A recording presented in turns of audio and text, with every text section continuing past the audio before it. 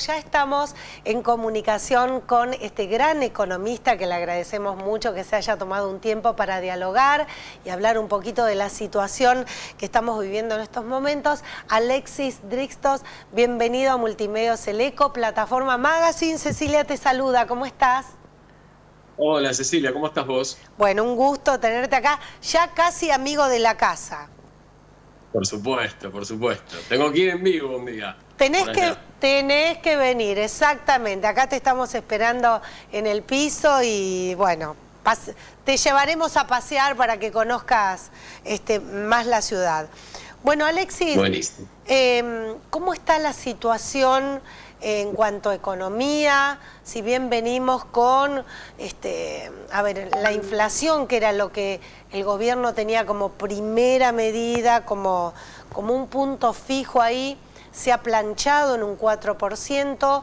Ayer escuchaba que han bajado esto del impuesto país para más de 30 insumos con, bueno, la esperanza de que para fin de año se perfore ese piso del 4%, pero paralelamente el tema del consumo. ¿Nos das tu visión? Bueno, yo vengo analizando bastante la situación y hay, a mi entender, unas inconsistencias importantes. Digamos que hay cuatro ejes sobre los que se habla mucho. Uno es el de la inflación, quizás el punto más fuerte en donde se sostiene el optimismo del gobierno, a pesar de lo cual cuesta perforar un 4% mensual, que es un monto, un porcentaje muy elevado, porque además está atado en paralelo a un crawling peg, eso es un nivel de devaluación pautado de 2% por mes. Bien. ¿Esto qué significa? Que la Argentina a lo largo de este tiempo, con este tipo de cambio controlado, con una especie de tablita, fue perdiendo competitividad en su tipo de cambio y se transformó en un país caro para el exterior. Entonces, esto tiene un peso importante de aquí al futuro, si no se logra que la inflación empiece a bajar, porque ese 2% sigue generando un mayor atraso y llama la atención inclusive de los organismos internacionales de crédito, de las consultoras internacionales. ¿Qué pasa desde lo práctico? Argentina se transforma cara en dólares. Entonces, nuestros productos, cuando vos comparás con lo que pagás en un supermercado en el exterior, un producto igual, resulta que acá es más caro. Es y verdad. Los salarios, en contrario, van en el sentido opuesto. Entonces, la brecha que se genera entre el poder adquisitivo del salario, a pesar de que la inflación converja en un 4%, que es muchísimo igual, con este tipo de cambio termina siendo muy peligroso hacia el futuro y representa una seria inconsistencia, porque el tipo de cambio así puede ser muy peligroso para el futuro. Ahora, Alexis, no debemos dejar de mencionar que es bueno que vaya bajando la inflación, porque veníamos con una inflación que iba constantemente en una suba. Pero ¿cómo hace el gobierno para bajar el costo de los insumos, sea alimentos, sea ropa, la competitividad, como vos bien decías? ¿Puede el gobierno, sin intervenir, hacer que se baje el costo, o los costos están? Porque la verdad que, a quienes fabrican aquí en nuestro país no les queda otra que poner ese valor, y que realmente es el real.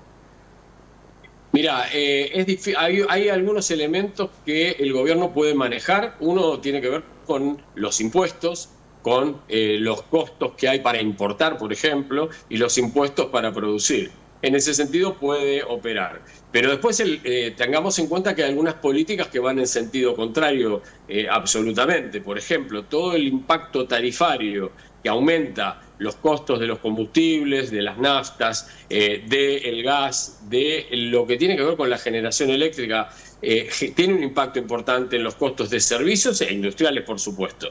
Entonces, esto genera una presión en contrasentido, si querés, al tema inflacionario. Y yo lo que creo que hay, a mi criterio, y ahí voy a la otra inconsistencia importante que encuentro, que es la inconsistencia fiscal. ¿Por qué? Porque estás hablando de, vos necesitas a futuro tener equilibrio en las cuentas, deberías tener superávit porque tenés deuda, no te alcanza con cubrir tus gastos corrientes, sino que además tenés que generar un excedente para poder pagar todo lo que debes. Pero el tema es que cuando vos equivocás la receta y lo que haces es apagar el nivel de actividad, generas menos posibilidades futuras. Vos podés hasta un cierto punto llegar con un mega ajuste a poder lograr ese superávit, pero a la larga se diluye. Vos fijate que ahora estamos bajando el impuesto país, se había subido al 17,5 y ahora y al 7. Claro, entonces, ¿qué va a pasar? Va a generar una merma en el ingreso fiscal. El ingreso fiscal está muy finito. ¿Dónde vas a ajustar si solamente cambiaras esto? ¿Podés seguir bajando el gasto público? ¿Podés seguir ajustando a jubilados? Y no. La respuesta es que todo plan económico, a mi criterio, tiene que tener una pata seria de impulso a la producción.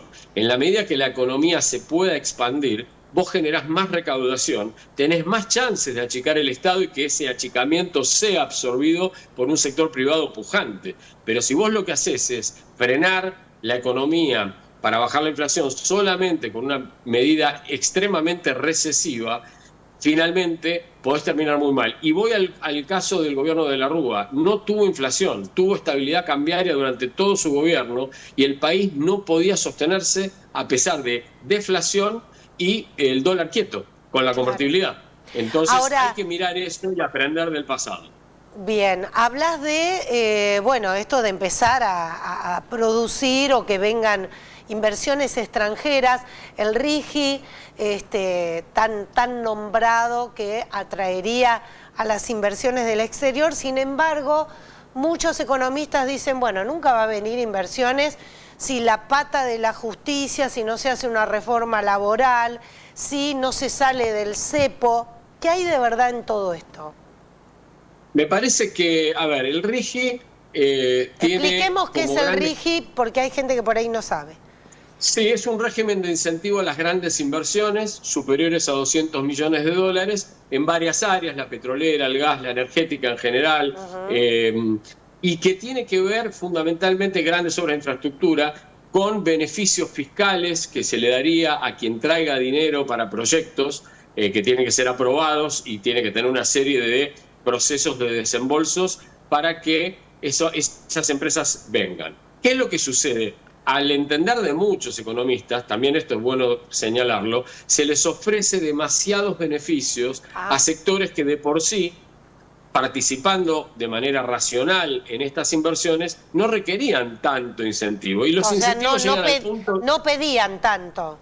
No pedían tanto, exactamente. Y algunos de los temas que a mí me preocupan es fundamentalmente lo que hace a la generación de dólares, porque si vos no lográs que liquiden esos dólares acá que se exportan, por un lado, y por otro lado, decís, ustedes no tienen ninguna obligación de abastecer el mercado interno, si les resulta rentable, definitivamente, ¿qué sucede? Vos decís, estoy dilapidando un recurso propio, no me vienen los dólares que tanto necesito para desarrollarme, para bajar los problemas que tengo de falta de dólares, y por otro lado se llevan el recurso a otro lado y me desabastecen lo local. Entonces me parece que ahí habría que dar una vuelta de rosca para estudiar. Ahora, ¿qué sectores pueden estar estimulados por esto? Y fundamentalmente los que tienen que ver con la energía y los productos primarios, la explotación de las minerías, el litio, etcétera.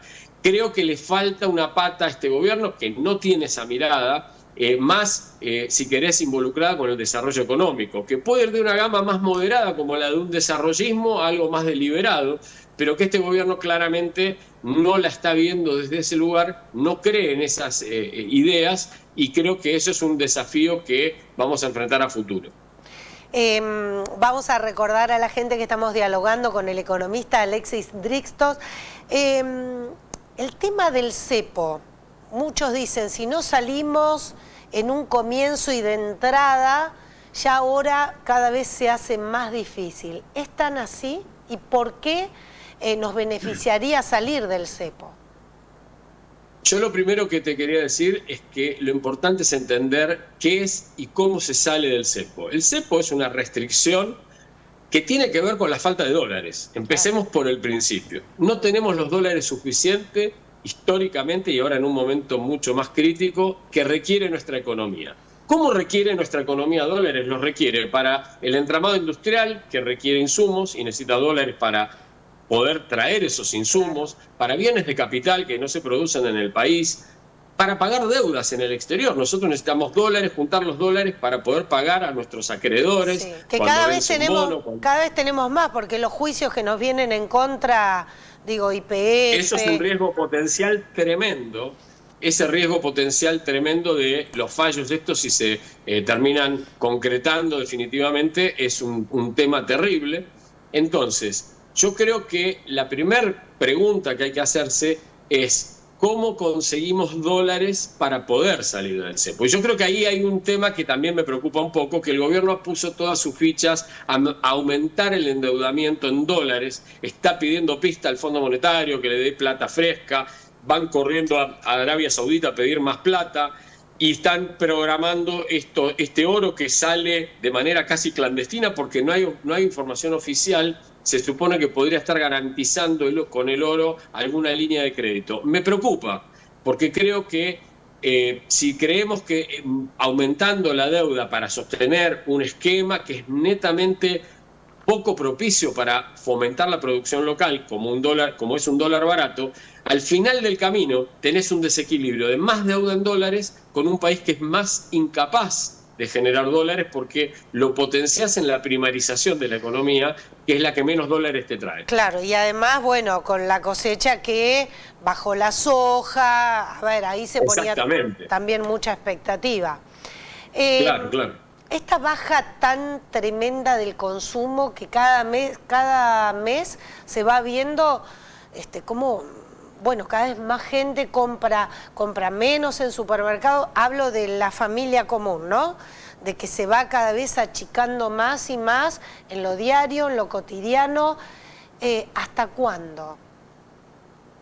La verdad que es difícil de saber porque, digamos, si hay una recuperación salarial va a ser muy paulatina, lenta y convengamos que viene con un arrastre de pérdida del gobierno anterior al anterior y de este gobierno. Claro. O sea que tenemos 3 ciclos, este es el tercero, en donde hay una pérdida importante. Quizás de un mes al otro haya una recuperación, pero el horizonte no es muy alentador en ese sentido.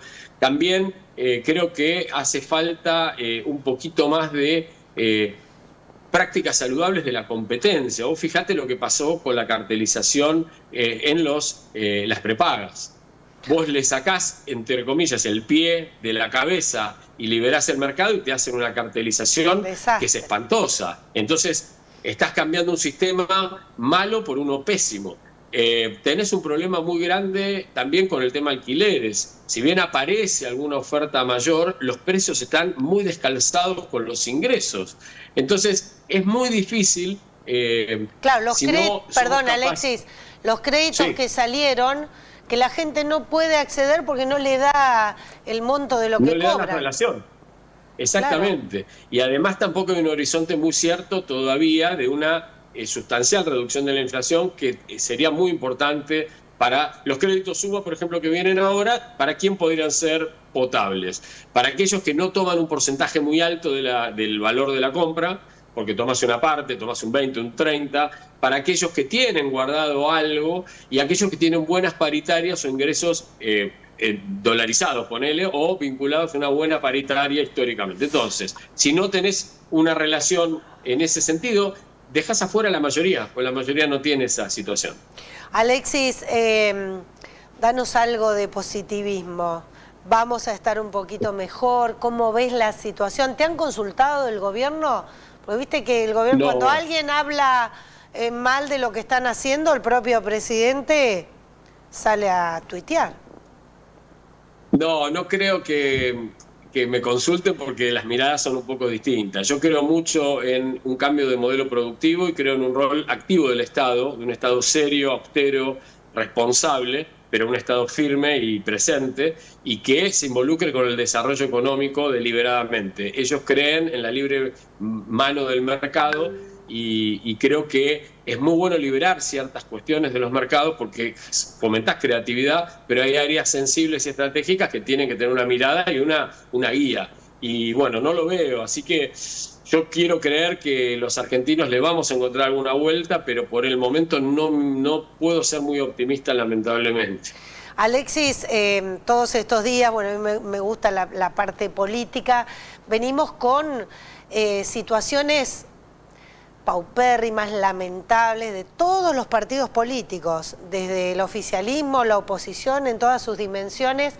¿Cómo influye el mercado al ver estas peleas de unos, otros, de los propios, de implosiones en los propios partidos políticos? Reitero, tanto el oficialismo como las distintas oposiciones. ¿Esto cómo infiere en el mercado? Bueno, te lo divido en dos partes. La economía real nunca se beneficia de una política tan tumultuosa y tan poco seria, porque la realidad al final del camino te muestra que de todos los rincones que mires, por donde quieras mirar vas a encontrar una falta de seriedad muy grande, y creo que la sociedad argentina merece otro tipo de tratamiento frente a la crisis tan seria que enfrentamos. Desde el punto de vista de los mercados, bueno, esto genera los vaivenes y las inestabilidades. Cuando los mercados perciben que las leyes o las estrategias que ellos buscan pueden ser realizadas a través del apoyo legislativo y político, suben, y cuando estas cosas se traban, bajan. A veces bajan y por ahí a la gente de a pie le conviene que baje, porque lo que se está frenando es algo que deja de perjudicar a la sociedad. Pero a veces el razonamiento del mercado más puro, por eso distinguí entre economía real y mercado, tiene otra mirada, que es la de la ganancia rápida y fácil, y bueno, tiene incidencia. El mercado termina influyendo también en la economía real.